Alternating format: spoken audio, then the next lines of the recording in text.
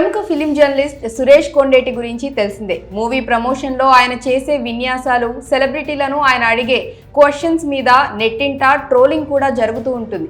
Social మీడియాలో ఆయన మీద నెగిటివిటీ కూడా భారీగానే ఉంటుంది. ఫిలిం ప్రమోషన్ ఈవెంట్స్ లో స్టేజ్ పైకి ఎక్కి డాన్సులు చేయడం ద్వారా ఆయన బాగానే పాపులర్ అయ్యారు. అలాంటి సురేష్ కొండేటి ఇప్పుడు చిక్కుల్లో పడినట్లు తెలుస్తోంది.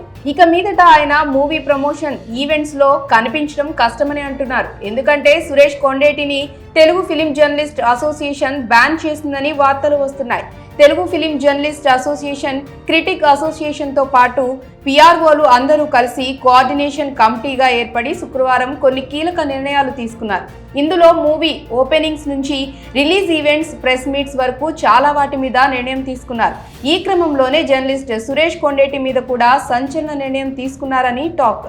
రీసెంట్ గా జరిగిన సంతోషం అవార్డుల కాంట్రవర్సీ నేపథ్యంలో ఆయనకు టీఎఫ్సీసీ ఒక లెటర్ ని జారీ చేసింది. దీంతో ఇదే కారణంగా కొన్నాళ్ల పాటు సురేష్ ను ప్రెస్ మీట్లకు దూరంగా ఉంచాలని టీఎఫ్జేఏ నిర్ణయించిందని వినికిడి. తెలుగు ఫిలిం జర్నలిస్ట్ అసోసియేషన్ తరపున జరిగే ప్రెస్ మీట్స్ లో సురేష్ కొండేటి కొంతకాలం పాటు కనిపించే అవకాశం లేదని రూమర్స్ వస్తున్నాయి. కాగా చానాళ్లుగా సంతోషం అవార్డుల కార్యక్రమాన్ని నిర్వహిస్తున్న సురేష్ కొండేటి ఈసారి ఆ ప్రోగ్రామ్ ను గోవాలో ఏర్పాటు చేశారు.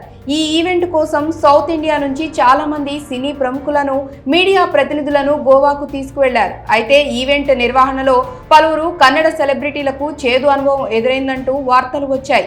కన్నడ ప్రముఖుల్ని స్టేజ్ మీద అవమానించారని, హోటల్ సిబ్బందితోనూ వారికి ఇబ్బంది ఏర్పడిందని, రూమ్ బిల్స్ కూడా చెల్లించలేదనే విమర్శలు వినిపించాయి. ఈ విషయంలో తెలుగు పరిశ్రమను కన్నడ జర్నలిస్టులు తప్పుపట్టారు.